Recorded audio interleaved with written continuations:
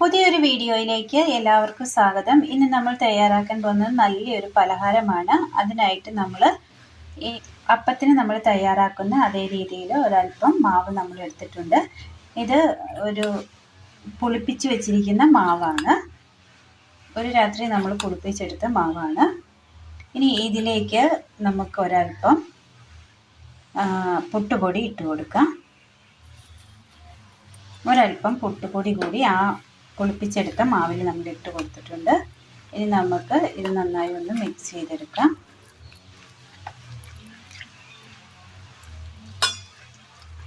നന്നായി ഒന്ന് മിക്സ് ചെയ്തതിന് ശേഷം ഇതിലേക്ക് ഞാൻ ഇപ്പോൾ ഇട്ട പൊടിക്കുള്ള ഉപ്പിട്ട് കൊടുക്കുന്നുണ്ട്. ഒരല്പം ഉപ്പ് ഞാൻ ഇട്ട് കൊടുത്തിട്ടുണ്ട്. ഒരല്പം വെള്ളം കൂടി ഒഴിച്ചു കൊടുക്കുകയാണ്.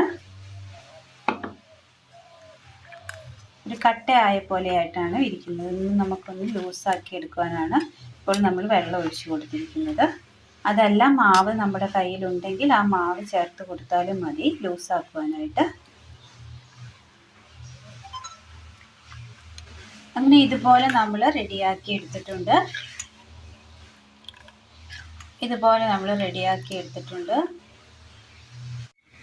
നന്നായി ഒന്ന് നമ്മൾ മിക്സ് ചെയ്ത് വെച്ചിട്ടുണ്ട്. ഈ ഒരു പരുവത്തിൽ തന്നെ നമ്മൾ എടുത്തിട്ടുമുണ്ട്. ഇനി ഒരു 5 മിനിറ്റ് വെച്ച് കൊടുത്താൽ മതി. ആ പുട്ടിൻ്റെ ആ അരിപ്പൊടി ആ വെള്ളം കുടിക്കാനുള്ള സമയം മാത്രം നമുക്ക് വെച്ച് കൊടുത്താൽ മതി, കട്ട കെട്ടാതിരിക്കാൻ വേണ്ടി. ഒന്ന് 5 മിനിറ്റ് മൂടി വെക്കാം. ഒരു 5 മിനിറ്റിന് ശേഷം നമ്മൾ ഈ മാവിനാക്കിയിട്ടുണ്ട്. ഇനി നമുക്ക് ഇതിനകത്തേക്ക് ഒരല്പം തേങ്ങ ഇട്ട് കൊടുക്കാം.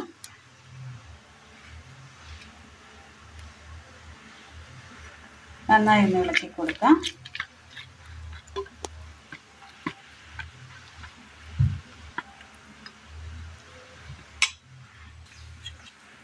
ആ മാവിൻ്റെ ആ ലൂസ്നെസ് ഒക്കെ ഒന്ന് മാറി വന്നിട്ടുണ്ട്. ഇതുപോലെ ഇച്ചിരി കട്ടിയായിട്ട് വന്നിട്ടുണ്ട്.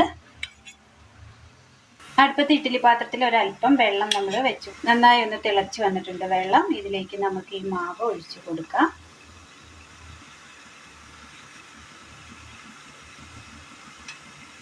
മാവ് നമ്മൾ നന്നായി ഒന്ന് എല്ലായിടത്തും ഒന്ന് ഒഴിച്ചു കൊടുത്തിട്ടുണ്ട്. ഇനി നമുക്ക് മൂടി വെച്ച് ഇതൊന്ന് വേവിച്ചെടുക്കാം. അങ്ങനെ ഇത് നന്നായി ഒന്ന് വെന്ത് കിട്ടിയിട്ടുണ്ട്. ഒന്ന് തണുക്കാനായിട്ട് നമുക്ക് മാറ്റി വെക്കാം. ഇനി നമ്മൾ ഇഡ്ഡലിക്കായിട്ട് ഒരു ചമ്മന്തി തയ്യാറാക്കുവാനായിട്ട് പോവുകയാണ്.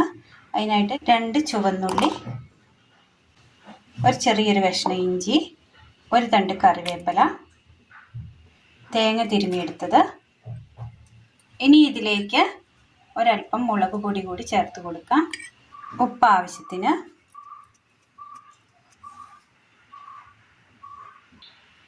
കുറച്ച് മാത്രം വെള്ളം ഒഴിച്ചു കൊടുക്കാം. നരച്ചെടുക്കാം. അടുപ്പത്തൊരു പാൻ വെച്ച് കൊടുത്ത് ഒരല്പം എണ്ണ ഒഴിച്ചു കൊടുക്കാം.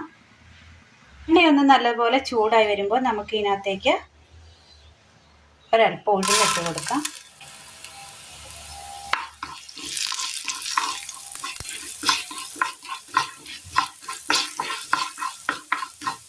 ഉഴുന്നൊന്ന് ചുവന്ന് വരുന്ന സമയം നമുക്ക് ഇതിനകത്തേക്ക് 2 പഴുത്ത മുളക് കട്ട് ചെയ്തതും കറിവേപ്പിലയും ചെറിയുള്ളി അരിഞ്ഞതും 2 വെളുത്തുള്ളി കട്ട് ചെയ്തതും കൂടി ഇട്ട് കൊടുക്കാം.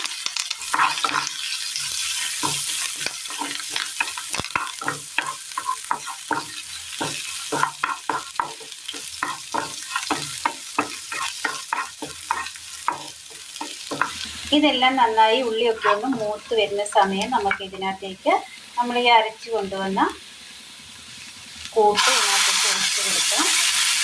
ഇത് ഒരുപാട് നന്നായി അരഞ്ഞിട്ടില്ല, ഒന്ന് ജസ്റ്റ് ചൂടാക്കി എടുത്താൽ മതി. ഇപ്പോൾ അത് റെഡി ആയിട്ടുണ്ട്. തീ ഓഫ് ചെയ്യാം. ഇച്ചിരി കൂടെ ആയിക്കോട്ടെ. ദോശമാവിലല്ലാതെ അരിമാവിൽ നമ്മൾ തയ്യാറാക്കിയെടുത്ത നല്ലൊരു ഇഡ്ഡലിയാണ് നമ്മൾ ഇന്ന് തയ്യാറാക്കിയിരിക്കുന്നത്. കോക്കനട്ട് ഇഡ്ഡലിയാണ് ഇന്ന് നമ്മൾ തയ്യാറാക്കിയിരിക്കുന്നത്.